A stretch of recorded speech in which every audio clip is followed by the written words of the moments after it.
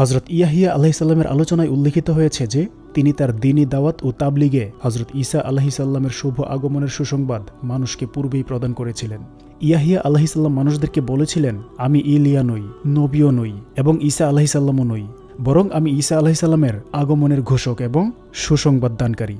আর ইহুদিরাও নিজেদের পূর্বপুরুষ এবং আম্বিয়ায়ে কেরামের দ্বীনী বর্ণনার ভিত্তিতে যেসব দৃঢ়চেতা আম্বিয়ায়ে কেরামের আগমনের অপেক্ষায় অপেক্ষমান ছিল, হজরত ঈসা মাসিহ আলাইহিসাল্লামও তাদের একজন। কুরআন কারিমে হজরত জাকারিয়া আলাইহিসাল্লাম এবং ইয়াহিয়া আলাইহিসাল্লামের নবুয়তকে হজরত ঈসা আলাইহিসাল্লামের নবীরূপে আবির্ভূত হবার ভূমিকা সাব্যস্ত করে ইয়াহিয়া আলাইহিসাল্লামকে হজরত ঈসা আলাইহিসাল্লামের আগমন বার্তার ঘোষক এবং সুসংবাদ দানকারী বলে অভিহিত করেছেন। হজরত ঈসা আলাইহিসাল্লাম বিনা বাপে আল্লাহর বিশেষ কুদরতে জন্মগ্রহণ করেন। এই কারণে কুরআন কারিমে তাকে কালিমাতুল্লাহ বলেও অভিহিত করা হয়েছে। আল্লাহ তাআলা কুরআনের সূরা আলে ইমরান, সূরা মারিয়াম, সূরা আম্বিয়া ও সূরা তাহরিমে তার জন্ম বৃত্তান্ত বিস্তারিত আলোচনা করেছেন। সূরা আলে ইমরানে আল্লাহ তাআলা ইরশাদ করেন, আর যখন ফেরেশতারা মারিয়ামকে বললেন, হে মারিয়াম, আল্লাহ আপনাকে তার কালামের সুসংবাদ দিচ্ছেন, তার নাম হবে মাসিহ ঈসা ইবনে মারিয়াম, তিনি দুনিয়া আখিরাতে সম্মানিত ও আমাদের নৈকট্যপ্রাপ্ত হবেন এবং তিনি মানুষের সাথে কথা বলবেন মায়ের কোলে থাকা অবস্থায় ও প্রাপ্ত বয়সে, তিনি নেককার পুণ্যশীলদের মধ্য হতে হবেন। মারিয়াম বললেন, কিভাবে আমার সন্তান হবে যখন কোনো পুরুষ আমাকে স্পর্শ করে নাই? ফেরেশতা বললেন, আল্লাহ যা ইচ্ছা এভাবেই সৃষ্টি করেন, তিনি যখন কোনো কিছুর নির্দেশ করেন তখন বলেন হয়ে যাও, অমনি হয়ে যায়। আর আল্লাহ তাকে কিতাব, হেকমত এবং তৌরাত ও ইনজিলের এলেম দান করবেন এবং তিনি বনি ইসরায়েলের প্রতি আল্লাহর রাসূল হবেন। সূরা আলে ইমরান আয়াত ৪৫ থেকে ৪৮। মাসিহ ঈসা ইবনে মারিয়ামের জন্ম বৃত্তান্ত সম্পর্কে আল্লাহ তাআলা সূরা মারিয়ামে ইরশাদ করেন, হে রাসূল, আপনি কিতাবে মারিয়ামের বিষয় আলোচনা করুন। যখন তিনি পূর্ব দিকে এক জায়গায় ছিলেন, নিজের পরিবারের লোকদের থেকে পৃথক হলেন, তারপর তিনি তাদের থেকে পর্দা করলেন। অনন্তর আমি তার নিকট নিজের ফেরেশতা পাঠালাম এবং ফেরেশতা এক পূর্ণ মানব আকৃতিতে তার নিকট আত্মপ্রকাশ করল।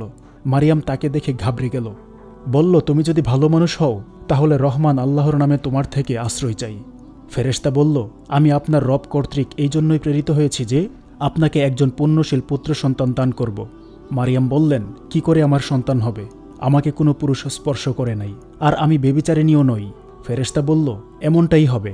আপনার রব বলেছেন, এটা আমার জন্য কোনো কঠিন কাজ নয় এবং এটা এই জন্য হবে যে তাকে আমি মানুষের জন্য নিদর্শন এবং আমার রহমত করব।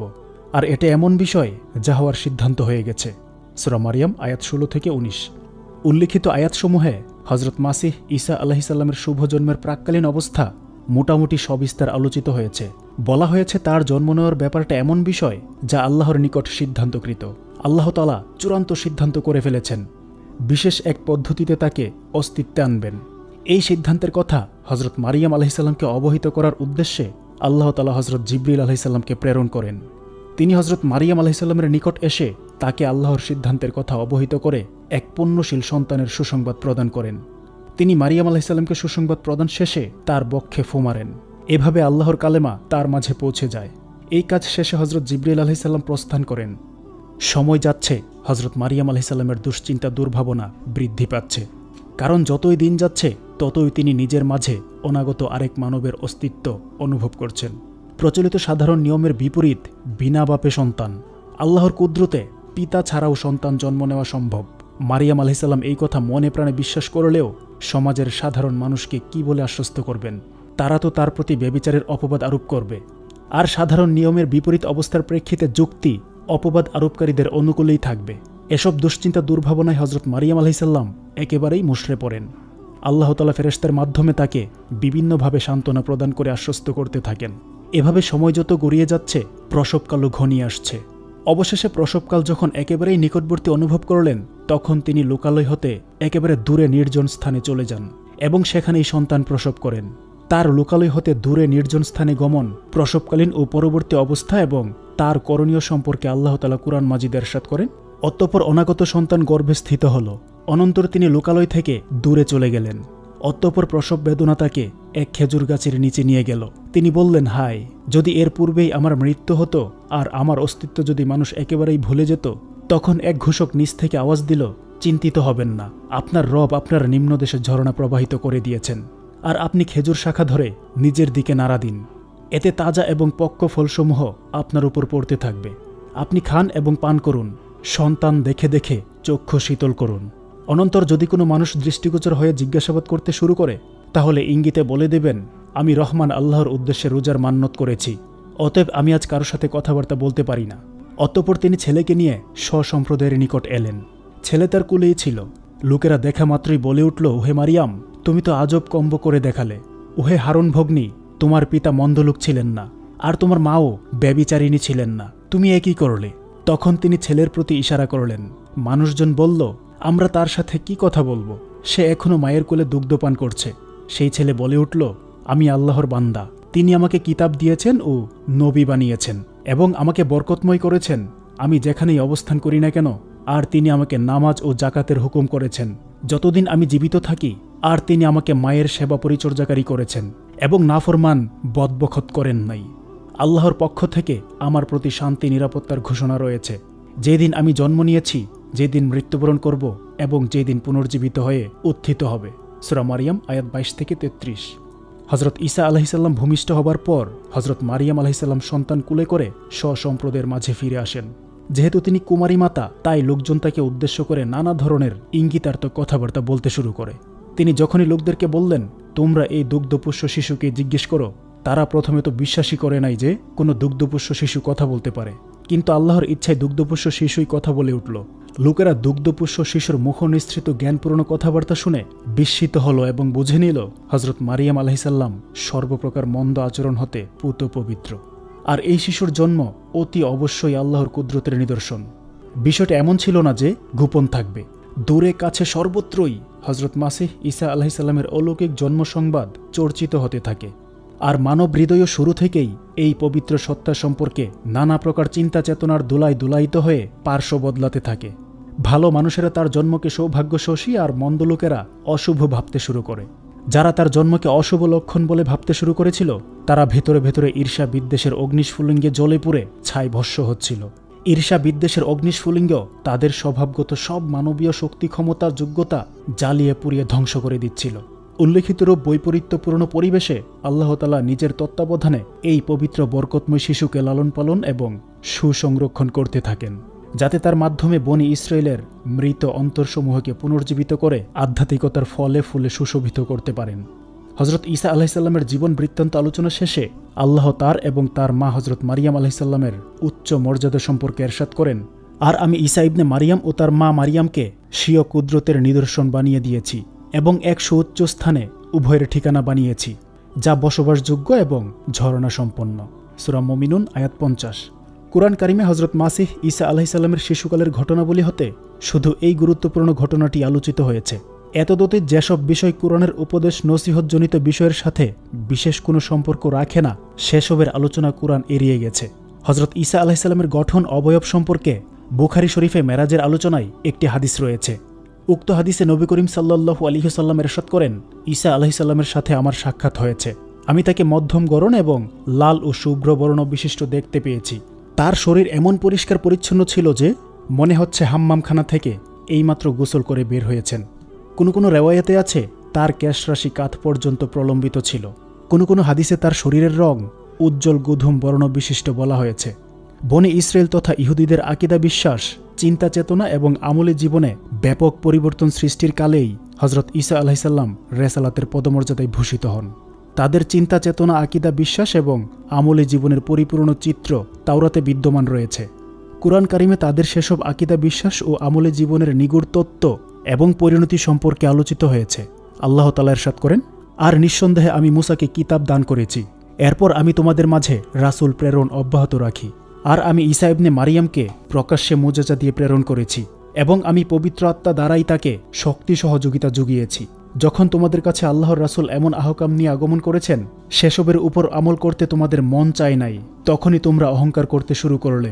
অনন্তর তোমরা রাসূলদের এক দলকে মিথ্যা প্রতিপন্ন করতে লাগলে এবং এক দলকে হত্যা করলে, আর বলছো আমাদের মন গেলাফে আচ্ছাদিত। বরং কুফরির কারণে আল্লাহ তাদেরকে অভিশপ্ত করেছেন। অতএব তাদের অতি অল্প সংখ্যকই ঈমান এনেছে। সূরা বাকারা আয়াত 87-88। উল্লিখিত আয়াতদ্বয়ে আল্লাহ তাআলা অভিশপ্ত পাপাসক্ত বনি ইসরায়েলের একটা সাধারণ রীতি অভ্যাসের বর্ণনা দিয়েছেন। বনি ইসরায়েলের মাঝে যখনই আল্লাহর কোনো নবী রাসূল আগমন করেছেন, এবং তাদেরকে সেই বিধান অনুযায়ী জীবন পরিচালনার আহ্বান জানিয়েছেন, তখন তারা মন চাইলে তা গ্রহণ করেছে, অন্যথায় দম্ভবশত আল্লাহর প্রেরিত নবী রাসূলগণকে মিথ্যা প্রতিপন্ন করেছে, এমনকি হত্যা পর্যন্ত করেছে। হযরত জাকারিয়া ও ইয়াহিয়া আলাইহিসসালাম সহ অনেক নবী রাসূল এই অভিশপ্ত ইহুদিদের কর্তৃক হত্যাকাণ্ডের শিকার হয়েছেন। কুরআন কারিমের বিভিন্ন স্থানে মহান আল্লাহ বনি ইসরাইলের নবী রাসূলকে হত্যার মতো চরম হঠকারী কর্মের বর্ণনা দিয়েছেন। সর্বশেষ যখন হযরত ঈসা আলাইহিসসালামকে আল্লাহ তাআলা রিসালাত ও তার রিসালাতের প্রমাণস্বরূপ বিভিন্ন মুজিজা দিয়ে প্রেরণ করেন, তখনও তারা নিজেদের চিরাচরিত পন্থা অবলম্বন করে বিভিন্নভাবে তাকে মিথ্যা প্রতিপন্ন করতে থাকে, এমনকি রিসালাতের প্রমাণস্বরূপ প্রদত্ত মুজিজাসমূহকে সুস্পষ্ট জাদু বলে অভিহিত করে। এভাবে এই দুর্ভাগা অভিশপ্ত সম্প্রদায় সত্য বিমুখ হয়ে থাকে। সত্য গ্রহণের ভাগ্য আর তাদের হয়ে ওঠে না, অথচ আল্লাহ তাআলা তাদের মৃত মানুষদের ইহ পরকালীন মুক্তি ও কল্যাণের জন্যই যুগে যুগে নবী রাসূল প্রেরণ করেছেন। আর হযরত ঈসা আলাইহিসসালাম প্রেরিত নবী রাসূলদেরই একজন।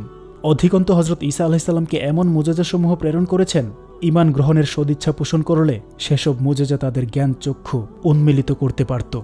আল্লাহ তাআলা যুগে যুগে যেসব নবী রাসূল প্রেরণ করেছেন, তাদের সবাইকে যে সমকালে প্রচলিত উন্নত জ্ঞান সমৃদ্ধ বিষয়ের সাথে সামঞ্জস্যশীল মুজিজা সহকারে প্রেরণ করেছেন, নবী রাসূলগণের জীবনী ইতিহাস পর্যালোচনায় তার অনেক প্রমাণও মেলে। যেমন হযরত ইব্রাহিম আলাইহিসসালামের যুগে জ্যোতিষশাস্ত্র ও রসায়ন শাস্ত্রের অত্যাধিক প্রভাব ছিল।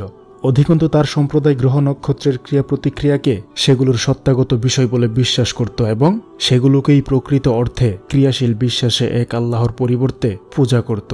তাদের সর্ববৃহৎ দেবতা ছিল সূর্য, কেননা এটি আলো উত্তাপ উভয়েরই ধারক।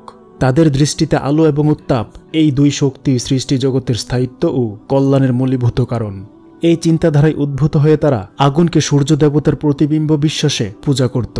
তদুপরি তারা যে কোনো বস্তুর অন্তর্নিহিত বৈশিষ্ট্য এবং প্রভাব প্রতিক্রিয়া সম্পর্কেও যথেষ্ট দক্ষ ছিল।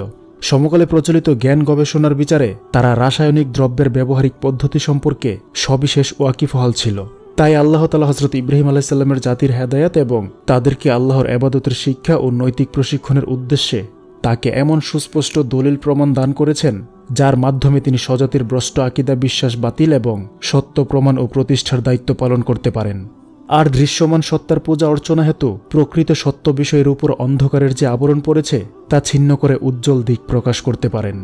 অন্যদিকে নক্ষত্র পূজক ও প্রতিমা পূজক শাসক থেকে নিয়ে সম্প্রদায়ের এক সাধারণ ব্যক্তি পর্যন্ত তার দলিল প্রমাণ ও যুক্তির সম্মুখে নিরুত্তর হয়ে বৈষয়িক শক্তির দাম্ভিকতায় তাকে প্রজ্বলিত অগ্নিকুণ্ডে নিক্ষেপ করেছে।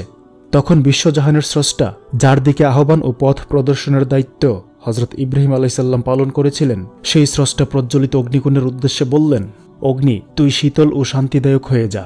এই বলে নিজের কুদরতের এমন চাক্ষুষ প্রমাণ উপস্থাপন করেছেন যা বাতিলের ভীতির প্রাসাদে প্রকম্পন সৃষ্টি করে দেয়। আর গোটা জাতি সম্প্রদায় আল্লাহর এই কুদরত দর্শনে অস্থির, অসার এবং অপদস্থ হয়ে পড়ে। হযরত মুসা আলাইহিসসালামের যুগে মিশরে জ্ঞানের বিষয়সমূহের মধ্যে জাদুবিদ্যা এক বিশেষ মর্যাদার আসনে সমাসীন ছিল। আর মিশরীয়রা জাদুবিদ্যায় যথার্থ যোগ্যতা পারঙ্গমতা অর্জন করেছিল। তাই আল্লাহ তাআলা তাকে হেদায়েতের বিধান তৌরাতের সাথে সাথে শুভ্রহস্ত এবং লাঠির মুজিজা দান করেছেন।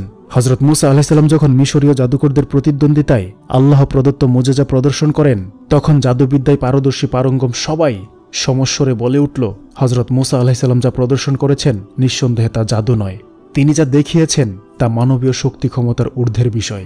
কেননা জাদুবিদ্যা কি বস্তু তা আমরা ভালোভাবে অবগত রয়েছি।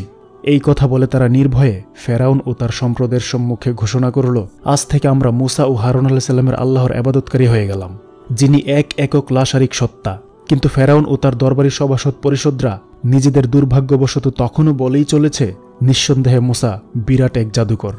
সার কথা, মহান আল্লাহ যুগে যুগে নবী রাসূলগণকে যে জাতি সম্প্রদায়ে বা দেশে প্রেরণ করেছেন, সে জাতির মাঝে বা সেই দেশে যেই শাস্ত্র সর্বোচ্চ মর্যাদার আসনে অধিষ্ঠিত এবং সংশ্লিষ্ট জাতি ও দেশের গর্ব অহংকারের বিষয় ছিল, সেই জাতি সম্প্রদায়ের মাঝে বা দেশে প্রেরিত নবী রাসূলগণকে আল্লাহ তাআলা সেই ধরনের মুজিজাই প্রদান করেছেন, যাতে তারা বিরুদ্ধবাদীদের সম্মুখে নিজেদের নবুয়ত রিসালাতের দাবি সপ্রমাণ করতে সমর্থ হন এবং আল্লাহর কুদরতের নিদর্শন মুজিজার প্রতিদ্বন্দ্বিতায় বিরুদ্ধবাদীরা ব্যর্থ হয়ে পড়ে। নবী রাসূল প্রেরণে আল্লাহর এই চিরন্তন রীতি সর্বদা কার্যকর ছিল। হযরত ইব্রাহিম আলাইহিস সালামের যুগে জ্যোতিষশাস্ত্র ও রসায়নশাস্ত্র এবং মুসা আলাইহিস সালামের যুগে জাদুবিদ্যা যেমন সর্বোচ্চ পদমর্যাদা সম্পন্ন জ্ঞানগত বিষয়রূপে অধিষ্ঠিত ছিল, তেমনি হযরত ঈসা আলাইহিস সালামের যুগে চিকিৎসা বিজ্ঞান ও পদার্থ বিজ্ঞানের যথেষ্ট চর্চা ছিল। গ্রিসের চিকিৎসা বিজ্ঞানী ও দার্শনিকদের চিকিৎসা বিজ্ঞান এবং দর্শন পার্শ্ববর্তী দেশ ও শহরগুলোর জ্ঞানী গুণী বুদ্ধিজীবীদের উপর অত্যন্ত প্রভাব বিস্তার করেছিল।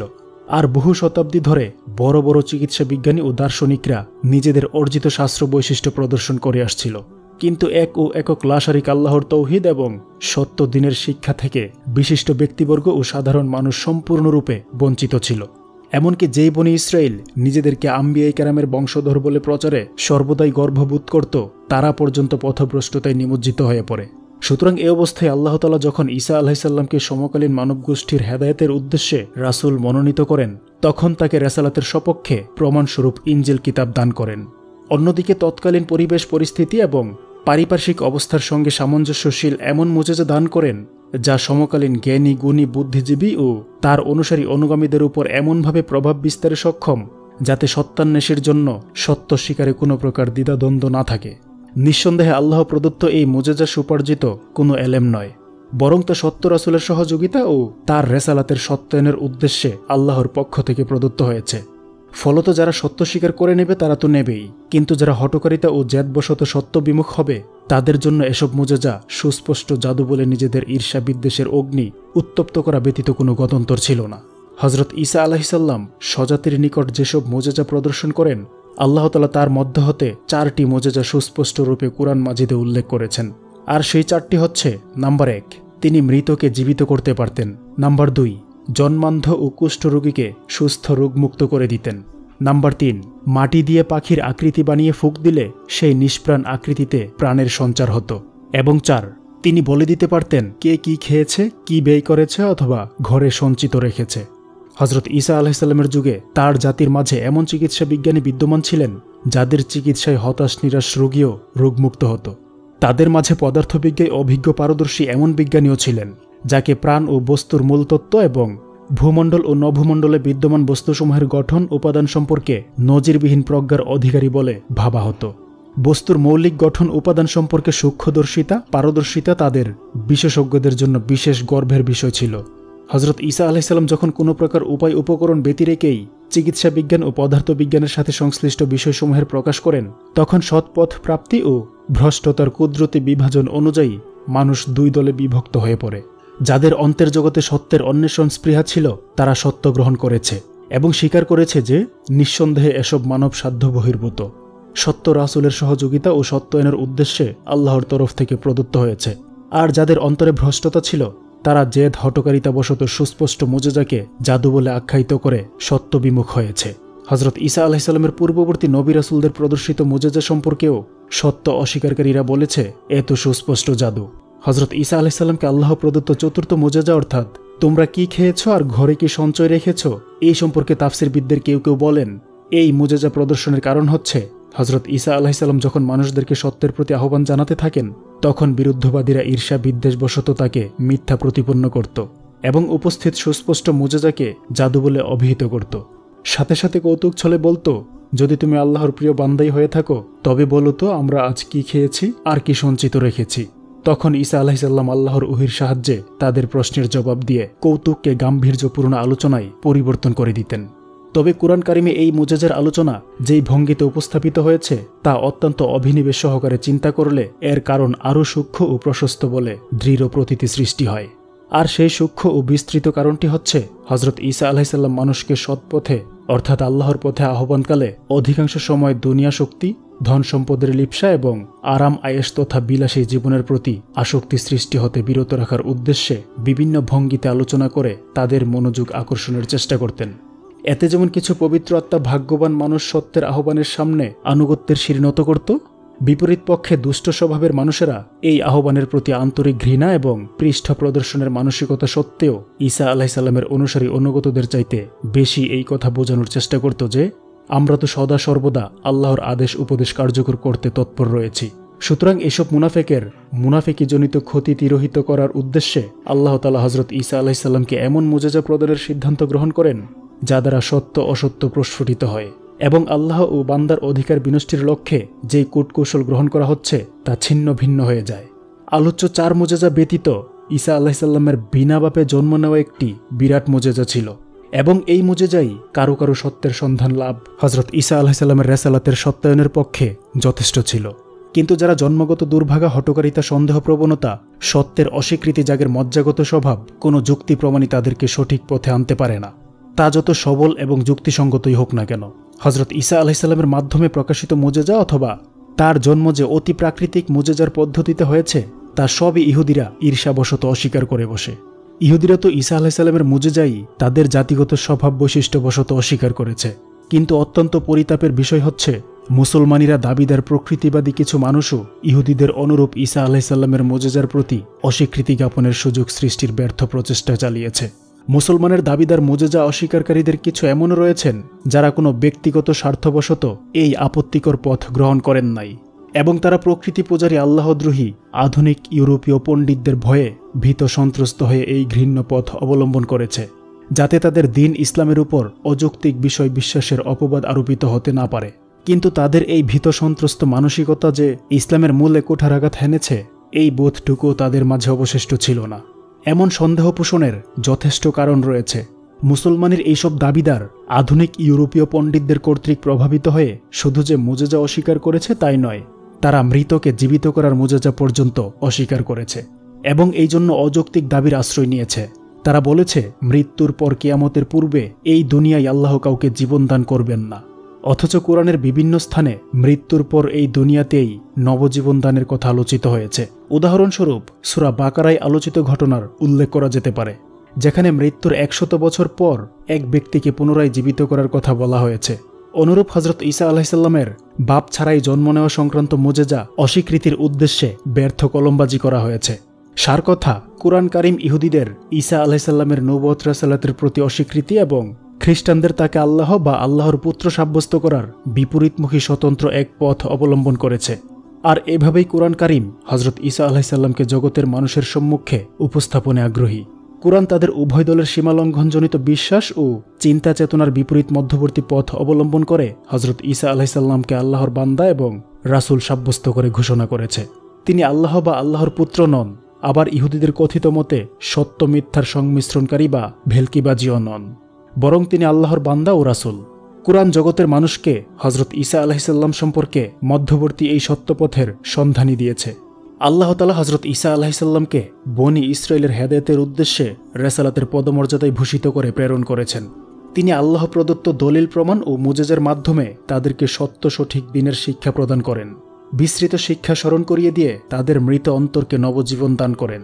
আল্লাহ তাআলার সত্তাগত অস্তিত্ব, এবাদতবাদ, নবী রাসূলগণের নবুয়ত রেসালাতের সত্যায়ন, আখেরাতের পুনরুত্থানের প্রতি ঈমান, ফেরেশতাগুলোর প্রতি ঈমান, তাকদীর এবং তাকদীরের ভালো মন্দের প্রতি ঈমান, আল্লাহর সব নবী রাসূল এবং তার কিতাবসমূহের প্রতি ঈমান, সৎকর্ম সচ্চরিত্র অবলম্বন, অসৎকর্ম অসৎ চরিত্র হতে আত্মরক্ষা ও দূরত্ব অবলম্বন, আল্লাহর এবাদতের প্রতি আগ্রহ ঔৎসুক্য, দুনিয়া তথা পার্থিব বিষয়াদিতে গভীর মনোনিবেশ সহকারে মনোযোগ প্রদানের প্রতি উন্নাসিকতা এবং আল্লাহর সৃষ্টিগুলোর প্রতি স্নেহ, মমতা, ভালোবাসা, এসবই হচ্ছে হজরত ঈসা আলাইহিস সালামের নবুয়ত রিসালাতের শিক্ষার সার কথা।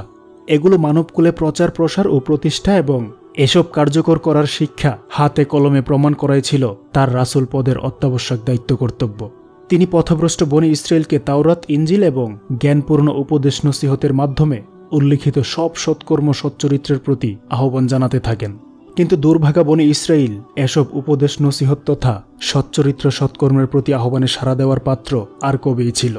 শতাব্দীর পর শতাব্দীব্যাপী আল্লাহদ্রোহিতা, আল্লাহ প্রদত্ত শিক্ষার প্রতি বিরুদ্ধাচরণ, নবী রাসূলগণকে হত্যা ইত্যাদি অমানবিক আচরণ তাদের অন্তর্জগৎকে এ পরিমাণ কঠোর করে ফেলেছিল যে কোরআনের ভাষায় তা যেন পাথরের চাইতেও কঠোর প্রকৃতি ধারণ করেছিল।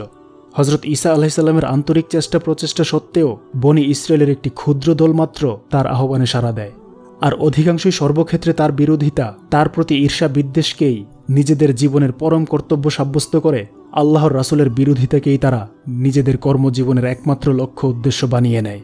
ফলত আম্বিয়া কেরামের চিরন্তন রীতির সাব্যস্ত নিদর্শনস্বরূপ সত্য সঠিক পথ তথা হেদায়েতপ্রাপ্তদের দলে সেসব লোককেই দেখতে পাওয়া যায় জাগতিক প্রভাব প্রতিপত্তি, মান মর্যাদার বিচারে যারা দুর্বলতর। মানব সন্তানের এই দুর্বল দলটি আল্লাহর রাসূলের আহ্বানে সাড়া দিলে বনি ইসরায়েলের দুষ্ট বিদ্রোহী দাম্ভিক লোকেরা এই ক্ষুদ্র দল এবং আল্লাহর রাসূলের প্রতি নানাবিধ অপবাদ আরোপ করত, নিজেদের সর্বময় চেষ্টা প্রচেষ্টা আল্লাহর রাসূল এবং তার অনুসারীদের বিরোধিতায় ব্যয় করত। তাদের এহেন হঠকারিতা রাসূল এবং রাসূলের অনুসারীদেরকে অপমান অপদস্থ ও হেয় প্রতিপন্ন করা সম্পর্কে আল্লাহ তাআলা কালামে মাজিদে বিভিন্ন ভঙ্গিতে আলোচনা করেছেন।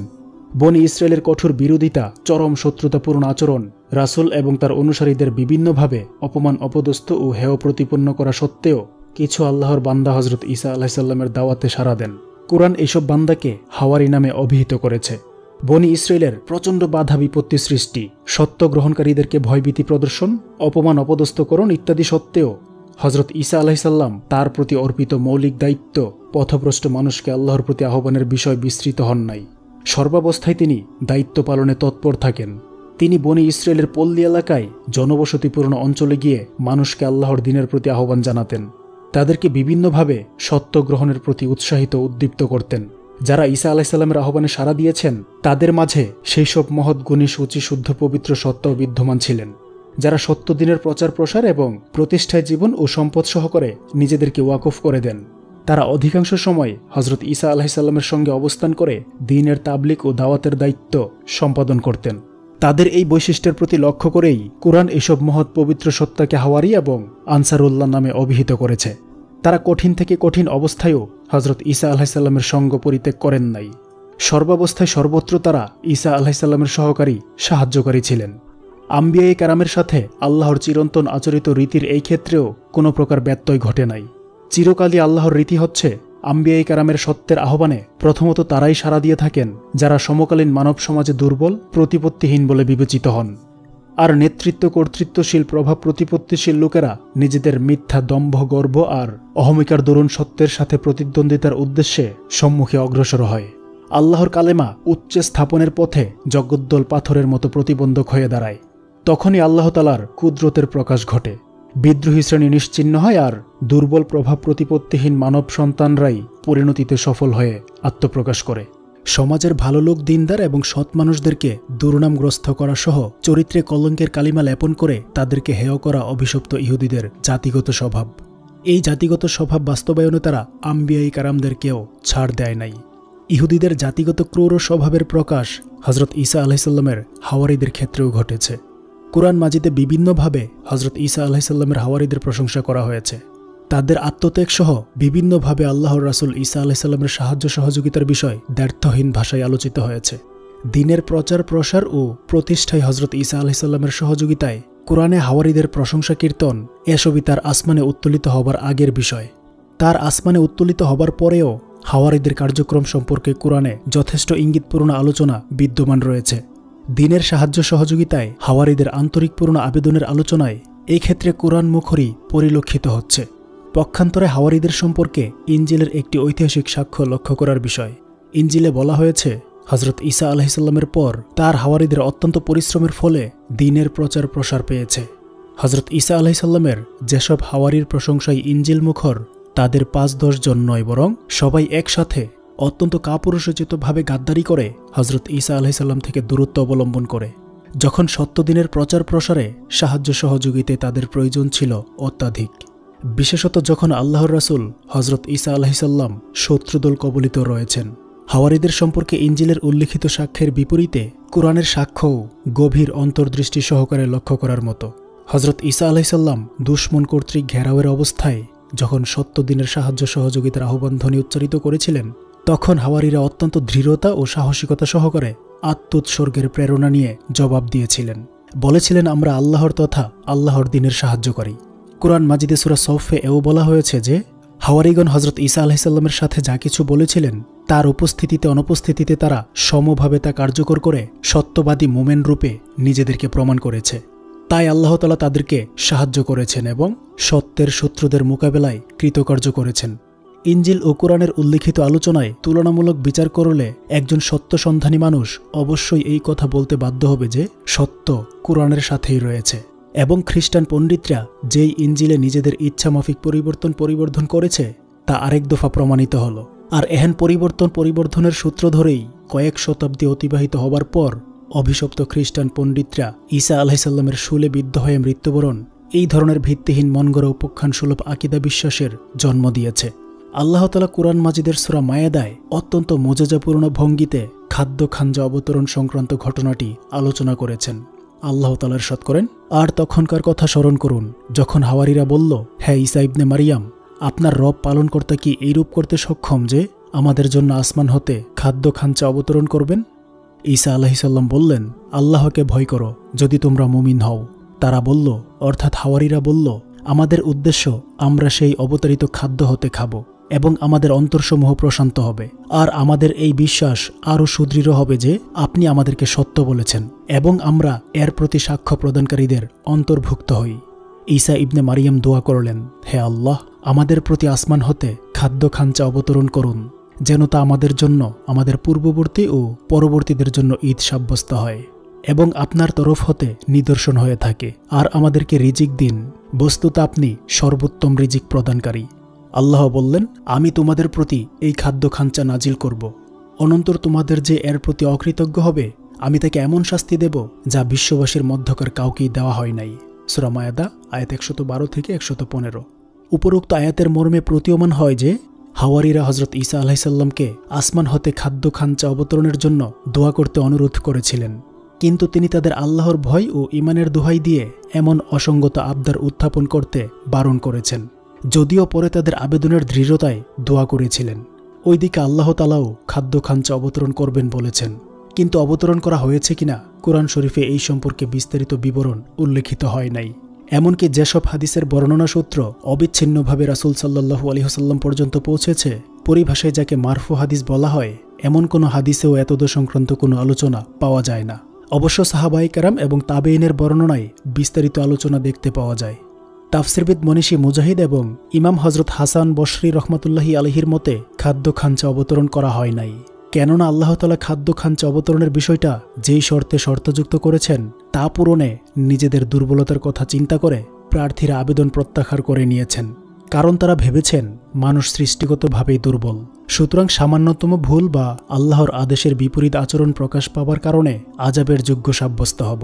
তদুপরি বাস্তবে যদি খাদ্য খাঞ্চা অবতরণ হতো তবে তা এমন এক মুজাজা ছিল যে খ্রিস্টানরা এর জন্য যত গর্ব অহংকারী প্রকাশ করত তা কম বলেই প্রতিপন্ন হতো এবং তাদের মাঝে বিষয়টা এত বেশি প্রসিদ্ধি পেত যা একেবারে অপাত্রে হতো না। কিন্তু তাদের মধ্যে বিষয়টির এমন কোনো আলোচনা পরিলক্ষিত হয় না। সাহাবী হযরত আব্দুল্লাহ ইবনে আব্বাস এবং হযরত আম্মার ইবনে ইয়াসির রাদিয়াল্লাহু আনহুর মতে খাদ্য খাঞ্চা অবতরণের ঘটনা বাস্তবে সংঘটিত হয় নাই। গরিষ্ঠ সংখ্যক তাফসিরবিদ মনীষীর মানসিক ঝোঁক প্রবণতা খাদ্য খাঞ্চা অবতরণের প্রতি বলেই মনে হয়। এই সম্পর্কিত বিস্তারিত বর্ণনায় বিভিন্ন উক্তি বিদ্যমান রয়েছে।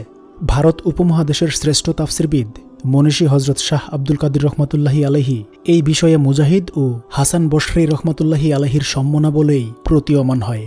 হযরত শাহ সাহেব রহমাতুল্লাহি আলাইহি খাদ্য খাঞ্চা অবতরণের বিষয়ে উভয় দল থেকে পৃথক এক সূক্ষ্ম উক্তি করেছেন। তাফসির গ্রন্থ মুজাহিউল কুরআনে হযরত শাহ সাহেব রহমাতুল্লাহি আলাইহি বলেন, হাওয়ারীগণ হযরত ঈসা ইবনে মারিয়াম আলাইহিস সালামের নিকট নিবেদন জানালেন, বললেন, আপনার রব কি এটা করতে পারেন না যে আপনার দোয়ায় প্রাকৃতিক পন্থায় আমাদের জন্য আসমান হতে খাদ্য খাঞ্চা অবতরণ করেন? হাওয়ারীদের উল্লিখিত রূপ আবেদনের জবাবে হযরত ঈসা আলাইহিস সালাম কোরআনের ভাষায় তাদেরকে সাবধান করলেন, বললেন, তোমরা আল্লাহকে ভয় করো, দেখে আল্লাহ আমার কথা রাখেন কিনা। বান্দার আল্লাহকে এভাবে যাচাই করা সমীচীন নয়, যদিও মহান আল্লাহ সর্বোত্তম মেহেরবানি করেন। অর্থাৎ আল্লাহকে যাচাই করার উদ্দেশ্যে নয়, বরং আল্লাহর রহমত বরকত লাভের আশাই তার দরবারে বান্দার যে কোনো প্রার্থনা হওয়া উচিত। সার কথা, হাওয়ারীদের আবেদনক্রমে হযরত ঈসা আলাইহিস সালামের দোয়া মোতাবেক আল্লাহর কুদরতে আসমান হতে খাদ্য খাঞ্চা অবতীর্ণ হয়।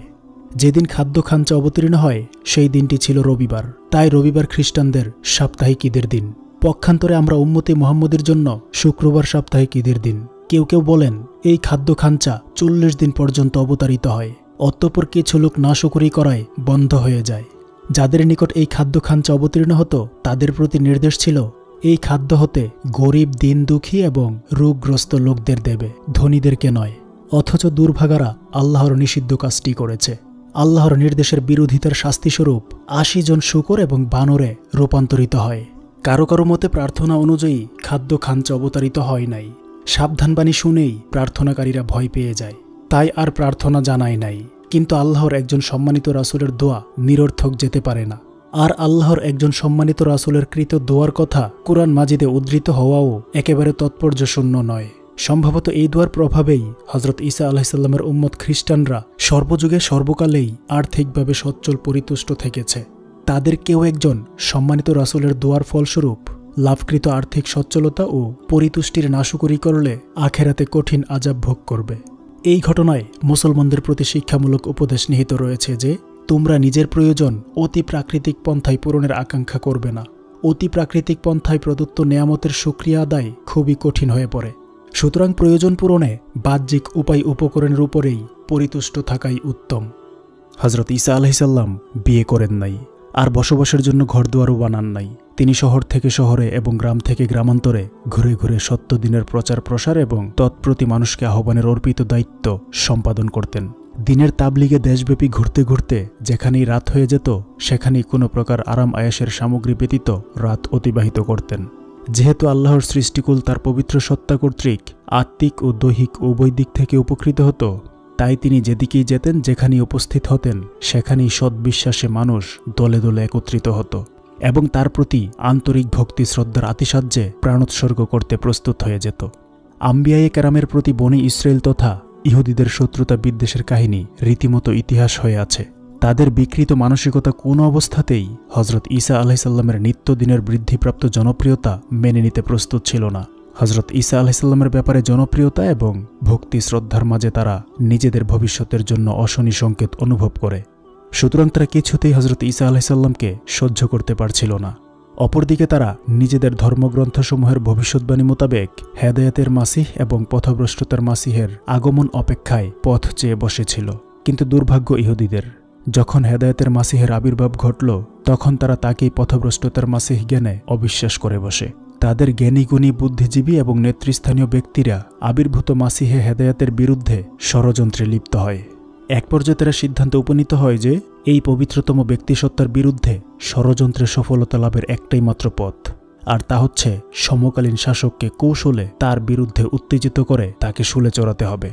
ঈসা আলাইহিসসালামের আবির্ভাবের পূর্ববর্তী কয়েক শতাব্দী পর্যন্ত ইহুদি জাতির দুঃখ দুর্দশা অবর্ণনীয় রূপ ধারণ করে। এতদসত্ত্বেও তখন ইহুদি বংশসম্ভূত হেরোডোটাসের শাসন তার পূর্বপুরুষের রাজত্বের কিছু এলাকায় অতি কষ্টে প্রতিষ্ঠিত ছিল। তা বড়জোর তার পূর্বপুরুষের রাজত্বাধীন এলাকার 4 ভাগের 1 ভাগ হতে পারে। তদুপরি ইহুদি বংশসম্ভূত হেরোডোটাসের শাসনও ছিল নামে মাত্র। প্রকৃত শাসন ক্ষমতা ছিল রোমের শাসকদের করায়ত্তে। রোম সম্রাটের অধীন ইহুদিদের অধিকাংশ এলাকার উপর রোমের সরকারি প্রতিনিধি ছিল প্লাটিস। ইহুদিরা পৌত্তলিক রোম সম্রাটের শাসন কর্তৃত্ব নিজেদের দুর্ভাগ্য বলে মেনে নিলেও তার প্রতি নিরতিশয় ঘৃণা ও বিদ্বেষ পোষণ করত। কিন্তু শত শত বছরের গোলাম মানসিকতা, গোলামির কুফলস্বরূপ সৃষ্ট হীনমন্যতা এবং অযৌক্তিক জেদ, অপরিণামদর্শী চিন্তা চেতনা তাদেরকে নিজেদের পরিণাম সম্পর্কে চিন্তা ভাবনারও অবকাশ দেয় নাই। হজরত ঈসা আলাইহিসসালামের প্রতি হিংসা বিদ্বেষের প্রজ্বলিত অগ্নি তাদেরকে রোম সম্রাটের শাসক প্লাটিসের দরবারে পর্যন্ত গমনে উদ্যত করে। ঈসা আলাইহিসসালামের প্রতি বিদ্বিষ্ট ইহুদিরা রোম সম্রাটের প্রতিনিধি প্লাটিসের দরবারে গিয়ে নিবেদন জানালো, জাহাপনা, এই ব্যক্তি ঈসা ইবনে মারিয়াম শুধু আমাদের জন্যই নয়, বরং রাষ্ট্রের জন্য হুমকি হয়ে উঠেছে। তাকে এখনই তার মূল উৎপাটন না করলে আমাদের দিন ধর্মও তার প্রকৃত আদলে বিদ্যমান থাকবে না। এমনকি রাজত্ব, রাষ্ট্রীয় ক্ষমতা সহ আপনার আয়ত্ত থেকে চলে যাওয়ার সম্ভাবনা রয়েছে। কেননা এই লোক অভূতপূর্ব বিস্ময়কর ভেলকিবাজি প্রদর্শন করে মানুষকে তার ভক্ত অনুরক্ত বানিয়ে নিচ্ছে। সে সর্বসাধারণ মানুষের ভক্তি অনুরক্তি এই শক্তি সামর্থ্যের উপর ভর করে রোম সম্রাট এবং আপনার রাজক্ষমতা দখলের জন্য সুযোগের অপেক্ষায় রয়েছে। অভিযুক্ত লোকটি শুধু জাগতিক বিচারেই সাধারণ মানুষকে পথভ্রষ্ট করে নাই, সে আমাদের দিন ধর্ম পর্যন্ত বদল করে ছেড়েছে এবং মানুষকে বদ্দিন তথা সত্যদিন বিমুখ করতে নিজেকে নিয়োজিত রেখেছে। সুতরাং অঙ্কুরেই সৃষ্ট সমস্যার সমাধান অতিশয় জরুরি। এভাবে বনি ইসরায়েলি দল এবং রোম সম্রাটের প্রতিনিধি প্লাটিসের মাঝে আরও বহুবিধ কথাবার্তা আলাপ আলোচনা অনুষ্ঠিত হয়। অবশেষে প্লাটিস বনি ইসরায়েলি প্রতিনিধি দলকে হজরত ঈসা আলাইহিসসালামকে গ্রেপ্তার করে অপরাধীরূপে তার সম্মুখে উপস্থিত করার অনুমতি প্রদান করে। প্লাটিসের দরবারে উপস্থিত বনি ইসরায়েলি প্রতিনিধি দলের সদস্যরা এই ফরমান হাসিল করে গর্বভরে আনন্দে উদ্বেলিত চিত্তে একে অন্যকে মুবারকবাদ জানাতে থাকে। তারা খুশিতে আটখানা। অবশেষে আমাদের ষড়যন্ত্র কার্যকর হলো। তারা আরও বলল, আমাদের চেষ্টা প্রচেষ্টার নিক্ষিপ্ত তীর যথাস্থানেই লেগেছে। এখন প্রয়োজন বিশেষ সুযোগের অপেক্ষায় থাকা এবং ঈসা ইবনে মারিয়ামকে একাকী কোথাও পেলে গ্রেফতার করে প্লাটিসের দরবারে উপস্থিত করা। তাকে একাকী পেলে তবেই গ্রেপ্তার করা সমীচীন হবে। এতে করে সর্বসাধারণ মানুষের মাঝে উত্তেজনা সৃষ্টি হবে না। বনি ইসরায়েলি ইহুদিদের বিশিষ্ট মনোভাব ও শত্রুতা সম্পর্কে হজরত ঈসা আলাইহিসসালামও একেবারে অনবহিত ছিলেন না। তিনি পরিস্থিতির জটিলতা আঁচ করতে পেরে তার হাওয়ারিদেরকে একত্র করে তাদের উদ্দেশ্যে বললেন, দেখো, বনি ইসরায়েলি নেতৃস্থানীয় ব্যক্তিদের শত্রুতা, হিংসা, বিদ্বেষ তোমাদের অজানা নয়। পরিস্থিতির ভয়াবহতা নাজুকতা দৃষ্টে মনে হচ্ছে কঠিন পরীক্ষা সমাগত প্রায়। এই কঠিন পরিস্থিতির দাবি হচ্ছে তোমাদের থেকে এই প্রশ্নের উত্তর অবগত হওয়া, তোমরা কে কে কুফরি ও অস্বীকৃতির সয়লাবের সম্মুখে বুক পেতে দিয়ে আল্লাহর দ্বীনের সাহায্যকারী হতে সম্মত রয়েছ। হজরত ঈসা আলাইহিসসালামের উল্লিখিত রূপ উক্তি শুনে হাওয়ারিরা সবাই সমস্বরে ঈমানী সততার সাথে জবাব দিলেন, বললেন, আমরাই আছি আল্লাহর দ্বীনের সাহায্যকারী, এক একক লা শরীক আল্লাহর ইবাদতকারী। হে আল্লাহর রাসূল, আপনি সাক্ষী থাকুন, আমরা কৃতজ্ঞ প্রতিশ্রুতি পূরণকারী মুসলমান। বনি ইসরায়েলের হজরত ঈসা আলাইহিসসালাম এবং তার দাওয়াত ও তাবলিগ বিরোধী তৎপরতা, ষড়যন্ত্র সম্পর্কিত অধিকাংশ বিষয় এমন যে নীতিগতভাবে এই বিষয়ে কুরআন ও ইনজিলের মাঝে কোনো বিরোধ নেই। তবে বনি ইসরায়েল কর্তৃক হজরত ঈসা আলাইহিসসালামের তাবলিগ ও দাওয়াতের বিরোধিতা, তার সঙ্গে কৃত শত্রুতা ইত্যাদি বিষয়ে কুরআনের ও ইনজিলের আলোচনায় নীতিগত একটা সামঞ্জস্য থাকলেও উভয়ের পরবর্তী বর্ণনা বিবৃতি একেবারেই বিপরীত। উভয়ের বর্ণনা বিবৃতির মাঝে কোনো প্রকার সমস্যা আবিষ্কারের ন্যূনতম চেষ্টাও পণ্ডশ্রম মাত্র। অবশ্য এখানে এসে কুরআন এবং ইনজিলের বর্ণনা বিবৃতির মাঝে কোনো প্রকার সাজস্য বিধানের প্রচেষ্টা পণ্ডশ্রম হলেও ইহুদি এবং খ্রিস্টানদের মাঝে যথেষ্ট ঐক্য পরিলক্ষিত হয়। এমনকি এ বিষয়ে উভয়ের আকীদা বিশ্বাস এবং চিন্তা চেতনাও একরকমই। পার্থক্য শুধু এতটুকু যে ইহুদিরা এই দুষ্কর্ম তাদের কৃতিত্ব এবং গর্বের বিষয়, আর খ্রিস্টানরা এটাকে বনি ইসরায়েলি ইহুদিদের এক অভিশাপযোগ্য কর্মতৎপরতা বলে একটা সাধারণ বিশ্বাস পোষণ করে। অবশেষে কিভাবে হজরত ঈসা আলাইহিসসালামকে গ্রেপ্তার করে প্লাটিসের দরবারে উপস্থিত করা হয়, এই ব্যাপারে ইহুদি ও খ্রিস্টানদের বর্ণনার মাঝে মিল রয়েছে। উভয় দলের বর্ণনা মতে ইহুদিদের গণক ঠাকুর এবং নেতৃস্থানীয় ব্যক্তিরা একদিন সংবাদ পেল ঈসা আলাইহিসসালাম সর্বসাধারণ মানুষ থেকে পৃথক হয়ে নিজের বিশিষ্ট শিষ্যদেরকে নিয়ে অমুক জায়গায় একটি বদ্ধ ঘরে অবস্থান করছেন। সুতরাং তাকে গ্রেফতার করে প্লাটিসের দরবারে উপস্থিত করার এটাই সুবর্ণ সুযোগ।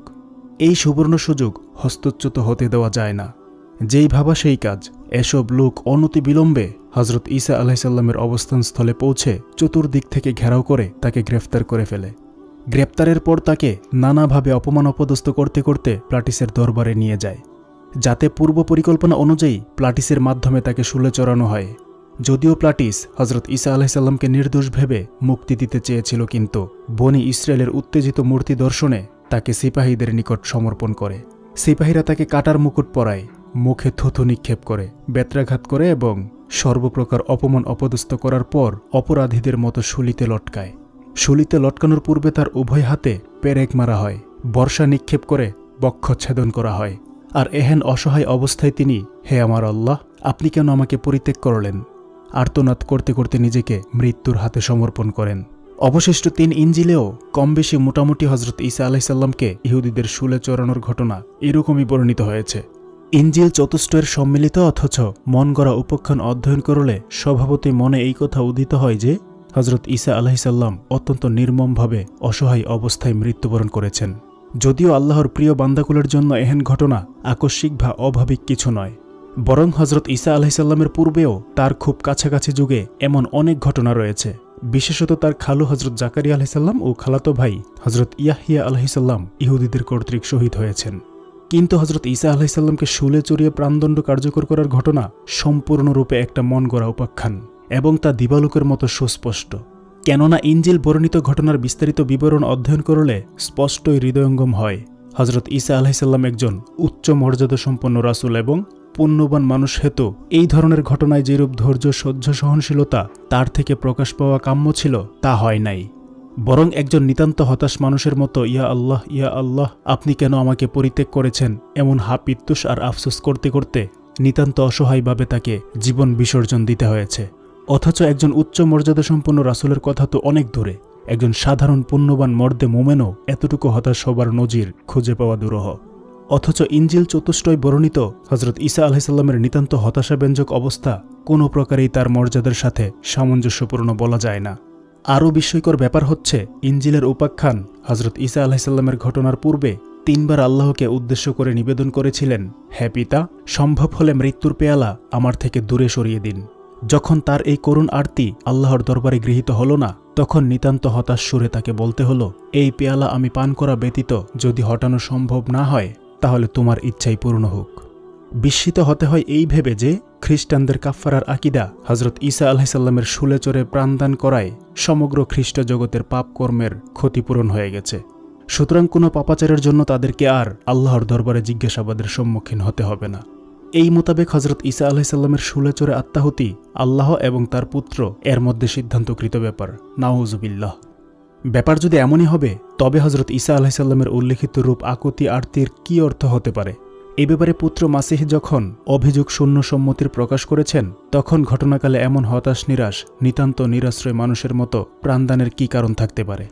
সম্মানিত সুধী, উল্লেখিত ঘটনা সম্পূর্ণরূপে ইহুদিদের মন গড়া উপাখ্যান, যে উপাখ্যানের হাত পা মাথা কিছু খুঁজতে যাওয়াই রীতিমতো একটা পণ্ডশ্রম মাত্র। আর এইরূপ মিথ্যা বলা ও প্রচার প্রসারে ইহুদিরা জগৎগুরুর আসন দখল করেছে। সুতরাং তাদের এহেন মন গড়া উপাখ্যানে বিস্মিত হবার মতো কিছু নাই।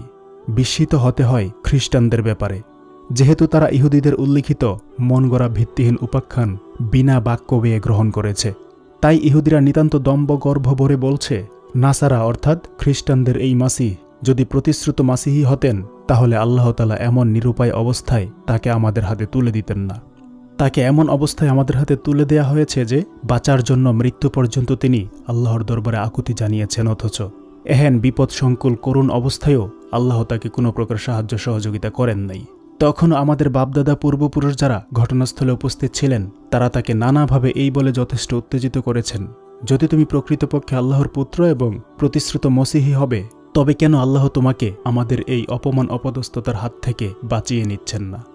সম্মানিত সুধী, উল্লিখিত অপবাদ তো ইহুদিদের মন গড়া ভিত্তিহীন উপাখ্যান মাত্র, যা আত্মসম্মানবোধ বর্তমান থাকলেও কাটার মতো খ্রিস্টানদের মর্মে বিধার কথা। কিন্তু যেহেতু ইহুদিদের এই ভিত্তিহীন মন গড়া উপাখ্যানের কোনো জবাব খ্রিস্টানদের কাছে ছিল না, তাই তারা ইহুদিদের উল্লেখিত মন গড়া উপাখ্যান নির্বিবাদে মেনে নেওয়ার পর খ্রিস্টানদের কাফফারার আকিদার কোনো মূল্য অবশিষ্ট থাকে না। তবুও ইহুদি মিথ্যাচারের সাথে খ্রিস্টানরা আরও কিছু মিথ্যাচার সংযোজন করেছে।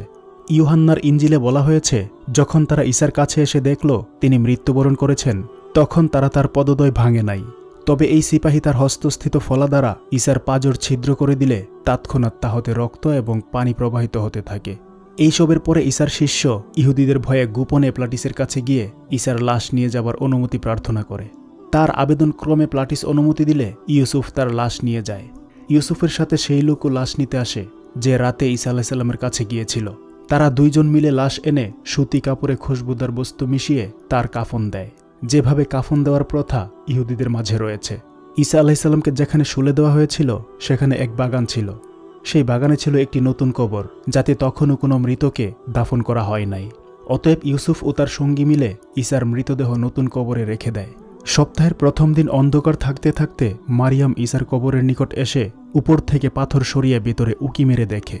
দেখার পর সে দৌড়ে গিয়ে শামুন সহ ঈসার অন্যান্য প্রিয় শিষ্যদের নিকট গিয়ে সংবাদ দেয়, বলে খোদাওয়ান্দ মসিকে কবর থেকে উঠিয়ে নেওয়া হয়েছে, জানি না তাকে কোথায় রাখা হয়েছে। কিন্তু এরপর মারিয়াম কবরের কাছে দাঁড়িয়ে অবিরল ধারায় কাঁদতে থাকেন। কান্না অবস্থায় কবরের দিকে ঝুঁকে শুভ্র পোশাক পরিহিত দুইজন ফেরেশতাকে দেখতে পায়। একজন মাথার দিকে আরেকজন পায়ের দিকে বসে আছেন।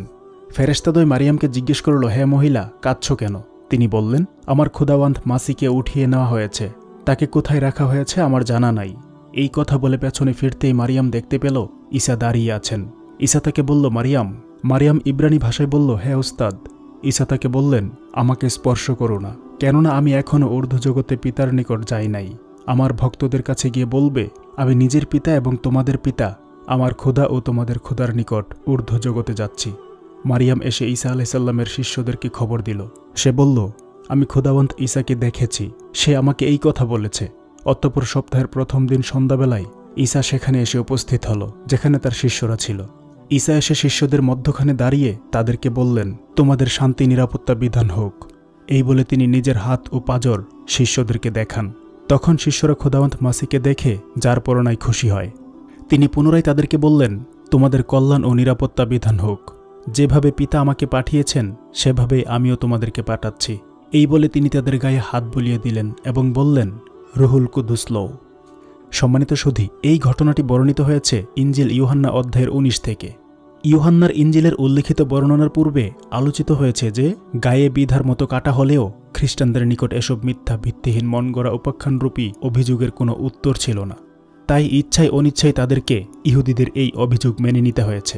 এখানে ইউহান্নার ইঞ্জিলের উপরোক্ত বিস্তারিত বিবরণ শোনার পর একজন মানুষ সামান্য চিন্তাভাবনা করলে সহজেই বুঝতে পারবে যে এই বর্ণনা প্রথমোক্ত বর্ণনার সাথে একেবারেই সামঞ্জস্যহীন।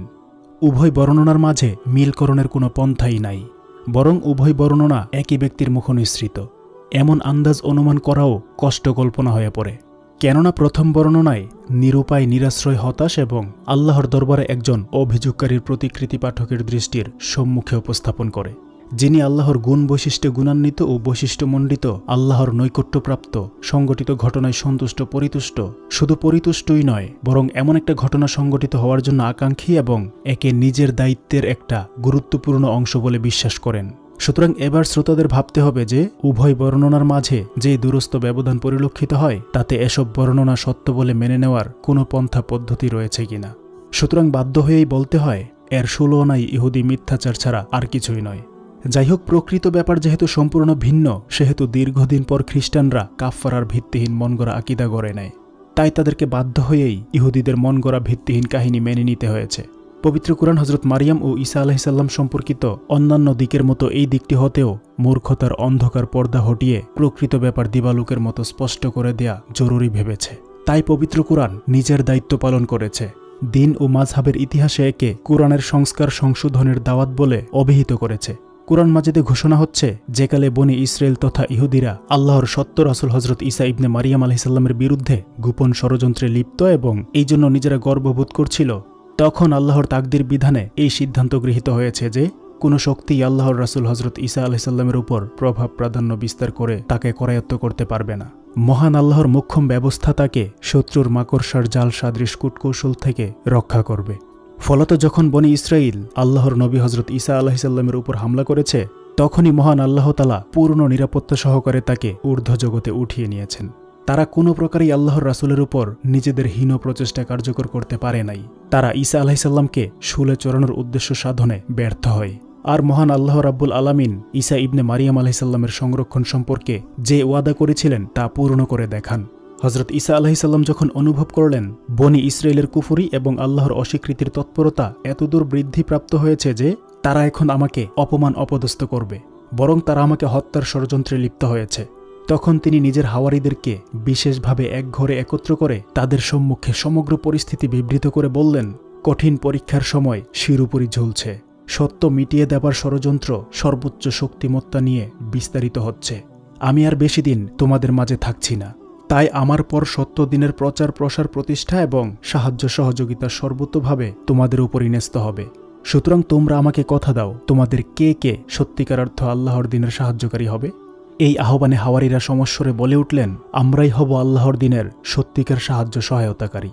আমরা সত্য মনে আল্লাহর উপর ঈমান এনেছি এবং নিজেদের ঈমানের সত্যতার ব্যাপারে আপনাকেই সাক্ষ্য করছি। এই কথা বলেই তারা নিজেদের দাবি শেষ করেন নাই। হাত উঠিয়ে আল্লাহর দরবারে দোয়া করলেন, ইয়া আল্লাহ, আমরা যা কিছু বলছি এসব ব্যাপারে আপনি আমাদেরকে দৃঢ়তা দান করুন এবং আপনার দ্বীনের সাহায্যকারীদের শামিল করুন।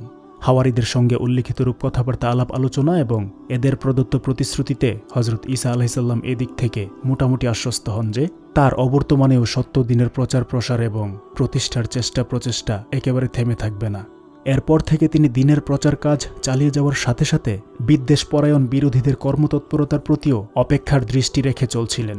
শত্রুদের তৎপরতা কোন দিকে ধাবিত হয়, আল্লাহ তাআলার কুদরতের ফয়সালাই বা কি হয়, তিনি এই ব্যাপারে অপেক্ষমান ছিলেন। মহান আল্লাহ কালামে মাজিদের মাধ্যমে এই সম্পর্কে ঘোষণা করেন, যখন দিনের প্রতি বিদ্বেষ পরায়ণ শত্রুতা পোষণকারী লোকেরা তাদের গোপন প্রচেষ্টা কর্মতৎপরতা চালিয়ে যাচ্ছিল, তখন আমিও আমার পরিপূর্ণ কুদরতে গোপন প্রচেষ্টায় এই সিদ্ধান্ত করেছি যে ঈসা ইবনে মারিয়াম আলাইহিসসালাম সম্পর্কে বিদ্বেষ পরায়ণ শত্রুদের প্রচেষ্টা কর্মতৎপরতার কোনো একটি দিকও আমি সফল হতে দেব না। আর নিঃসন্দেহে আল্লাহ তাআলার কুদরতের বিপরীতে অন্য কারো গোপন তৎপরতা উপস্থাপনের যোগ্য বলেই বিবেচ্য নয়। কেননা মানবীয় কোনো প্রচেষ্টা আর তৎপরতা আল্লাহর কুদরতের চাইতে শ্রেষ্ঠ হতে পারে না। গোপন প্রচেষ্টা তৎপরতা উভয় পক্ষ থেকে চালু ছিল। দুষ্কৃতিকারী বান্দাদের পক্ষ থেকে দুষ্কৃতিপূর্ণ গোপন তৎপরতা আর নিরঙ্কুশ ক্ষমতাধিকারী আল্লাহ রাব্বুল আলামিনের তরফ থেকে সর্বোত্তম প্রচেষ্টা। একদিকে নিখুঁত নিরঙ্কুশ ক্ষমতাধিকারীর প্রচেষ্টা, যাতে কোনো প্রকার ত্রুটি বিচ্যুতি দুর্বলতার নামগন্ধও নাই। অপরদিকে দুর্বল বান্দার মাকড়সার জাল সাদৃশ দুর্বল তৎপরতা। অবশেষে সেই সময় আসে যখন বনি ইসরায়েলের নেতৃস্থানীয় ও ধর্মীয় ব্যক্তিরা এক বদ্ধ করে হজরত ঈসা আলাইহিসসালামকে তার হাওয়ারিদের সহ ঘেরাও করে। সুতরাং এখন স্বভাবতই প্রশ্ন জাগবে, কি এমন পন্থা পদ্ধতি আছে শত্রুরা ব্যর্থ মনোরথ হবে, তাদের চেষ্টা প্রচেষ্টা বিফল হবে এবং হজরত ঈসা আলাইহিসসালামও ন্যূনতম কোনো প্রকার কষ্টের সম্মুখীন হবেন না? এই কঠিন সময়ে ওহী মারফত তাকে সুসংবাদ শোনানো হলো। বলা হলো, ঈসা, ভীত হবেন না, আপনার সময়সীমা পূর্ণ হবে, অর্থাৎ শত্রু আপনাকে হত্যা করতে সক্ষম হবে না, আর আপনিও এই সময় মৃত্যুর সম্মুখীন হচ্ছেন না। আমার পক্ষ থেকে ব্যবস্থা এই হবে যে আপনাকে আমার কাছে ঊর্ধ্ব জগতে উঠিয়ে নেব, কাফেরদের থেকে সর্বাবস্থায় আপনাকে পবিত্র রাখব, এরা কোনো অবস্থাতেই আপনাকে করায়ত্ত করতে পারবে না, আর আপনার অনুসারীদেরকে কাফের ইহুদিদের উপর সর্বদা বিজয়ী রাখব। এই সম্পর্কে আল্লাহ তাআলা কালামে মাজিদে ইরশাদ করেন, আর সেই সময়টা স্মরণযোগ্য, আল্লাহ যখন বললেন, হে ঈসা, নিঃসন্দেহে আমি আপনার মুদ্দত পূরণ করব, তোমাকে নিজের দিকে উঠিয়ে নেব এবং তোমাকে কাফেরদের থেকে পবিত্র করব, আর যারা তোমার অনুসরণ করবে তাদের তোমার অস্বীকৃতিকারীদের উপর কিয়ামত পর্যন্ত বিজয়ী রাখব। অতঃপর আমার দিকেই তোমাদের ফিরে আসতে হবে, তখন আমি সেই সব কথার সিদ্ধান্ত করব যেসব কথায় তোমরা পরস্পর ঝগড়া করছ। সূরা আলে ইমরান আয়াত 55। আল্লাহ তাআলার উল্লেখিত ঘোষণার দ্বারা ঈসা আলাইহিসসালামকে আশ্বস্ত করা হয়েছে যে ঘেরাও করা সত্ত্বেও শত্রুরা তার নাগাল পাবে না, তাকে হত্যা করতে পারবে না, কাফেরদের অপবিত্র ইচ্ছা থেকে আল্লাহ তাআলা তাকে রক্ষা করবেন, আল্লাহর কুদরতের অদৃশ্য হাত তাকে ঊর্ধ্ব জগতে তুলে নেবে। এখানেও স্বভাবতই প্রশ্ন জাগে যে তা কিভাবে? আল্লাহ যে তাকে রক্ষা করবেন বলেছেন, তার ধরন কেমন হবে? কেননা ইহুদি এবং খ্রিস্টানরা বলে বেড়াচ্ছে তারা ঈসা আলাইহিসসালামকে শুলে চড়িয়ে হত্যা করেছে। তারা যখন জগৎময় এই ভিত্তিহীন মিথ্যা উপাখ্যান বলে বেড়াচ্ছে, তখন কুরআন মাজিদ উচ্চকণ্ঠে ঘোষণা করল, ইহুদি এবং নাসারাদের হজরত ঈসাকে শুলে চড়িয়ে হত্যার কাহিনী আগাগোড়া সবটুকুই মিথ্যা। মিথ্যাচারের উপরেই তাদের এই মনগড়া কাহিনীর ভিত্তি স্থাপিত।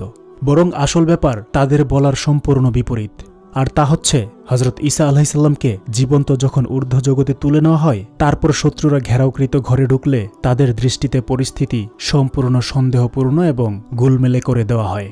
অবশেষে তারা জানতেই পারল না হজরত ঈসা আলাইহিসসালাম এখান থেকে কোথায় চলে গেলেন। এই সম্পর্কে আল্লাহ তাআলা কুরআন মাজিদে ঘোষণা করেন, আর তাদের উক্তি অর্থাৎ ইহুদিদের উক্তি, নিঃসন্দেহে আমরা হত্যা করেছি আল্লাহর রাসূল মাসিহ ঈসা ইবনে মারিয়ামকে, অথচ না তারা তাকে হত্যা করেছে আর না শুলিতে চড়িয়েছে, বরং প্রকৃত ব্যাপার তাদের কাছে সন্দেহপূর্ণ হয়ে রয়ে গেছে। আর যারা তার হত্যার ব্যাপারে ঝগড়া করছে, নিঃসন্দেহে তারা ঈসা আলাইহিসসালামের তরফ থেকে সন্দেহে পতিত হয়েছে। এই ব্যাপারে তাদের কোনো এলেম নাই আন্দাজ অনুমান ব্যতীত, আর নিশ্চয়ই তারা ঈসা আলাইহিসসালামকে হত্যা করে নাই, বরং আল্লাহ তাকে নিজের কাছে উঠিয়ে নিয়েছেন, আর আল্লাহ বিজয়ী এবং বিজ্ঞানময়। সূরা নিসা আয়াত 157 থেকে 158। কুরআন কারিমের উল্লেখিত সব বিবরণ ইহুদি এবং নাসারাদের মনগড়া ভিত্তিহীন উপাখ্যানের বিপরীত। কুরআন এবং ইঞ্জিলের পরস্পর বিরোধী বর্ণনা পাঠক সমীপে উপস্থাপন করা হয়েছে, বিচারের দাঁড়িপাল্লাও তাদেরই হাতে।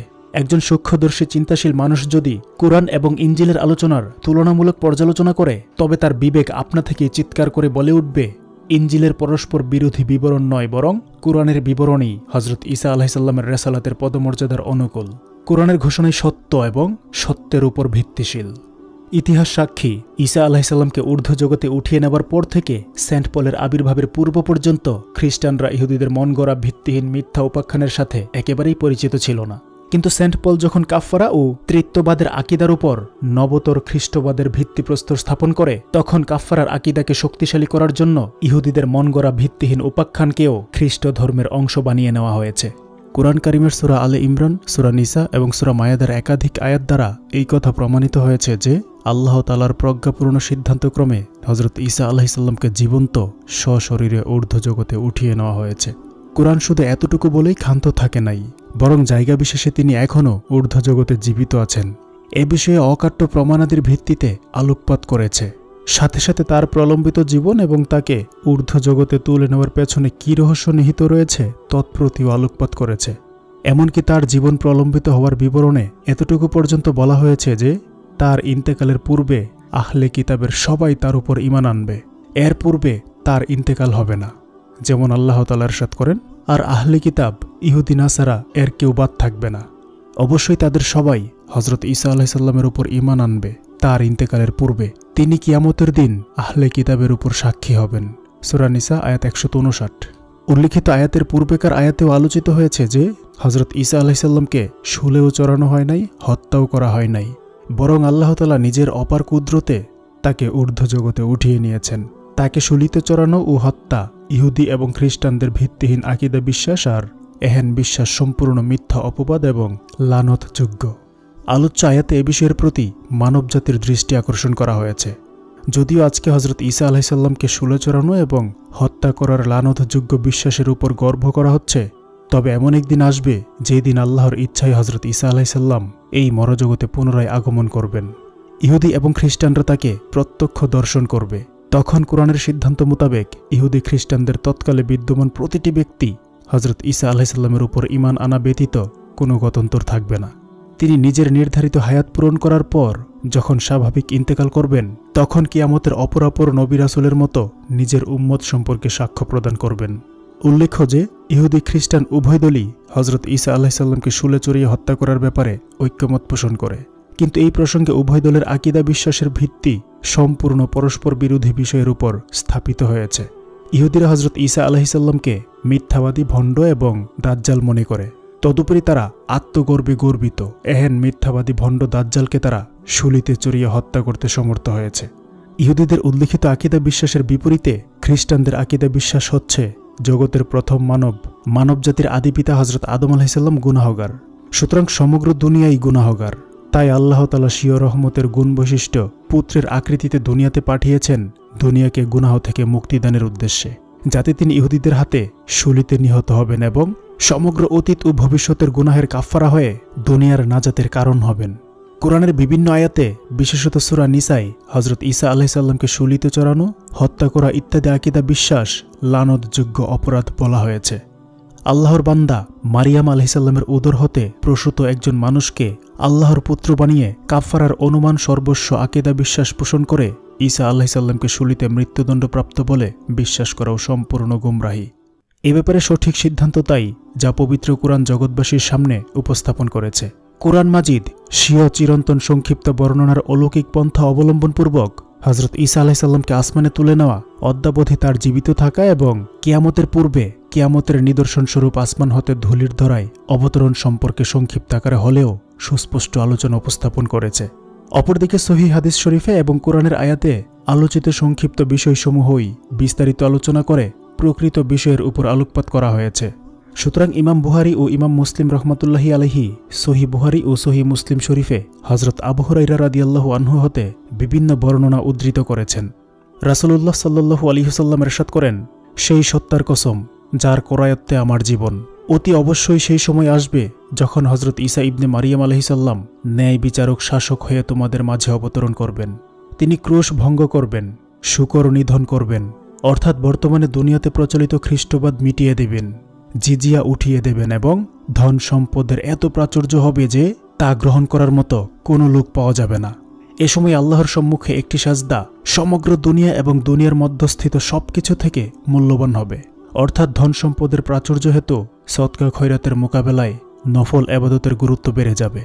অতঃপর হযরত আবু হুরায়রা রাদিয়াল্লাহু তাআলা আনহু বলেন, যদি তোমরা কুরআন শরীফ হতে এর প্রমাণ চাও তবে এই আয়াত পড়ো, যার অর্থ হলো আহলে কিতাবের এমন কেউ কি হবে না যে ঈসা আলাইহিস সালামের মৃত্যুর পূর্বে তার প্রতি ঈমান আনবে না এবং তিনি কিয়ামতের দিন তার উপর সাক্ষী হবেন।